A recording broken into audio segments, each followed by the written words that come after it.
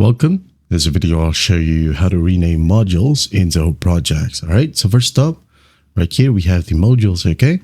So if you want to change these names right here, you can go ahead over to the top right, click on the gear icon that says setup. Click on it. Now go ahead over to the left panel and click on customization.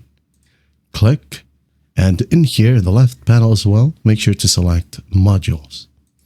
Click on it. And as you can see here, we have the task, issue, phase, and time logs. Okay, task, issues, phases, and time logs. Now, if you want to change it, or if you want to change the display name in URLs and comments and the display name in the tab, you can go ahead and do so. Okay, for example, tasks, I'm going to go ahead and add in just like that. And once that's on, I'm going to click on update. There you go. It's going to reload the page. Wait for it.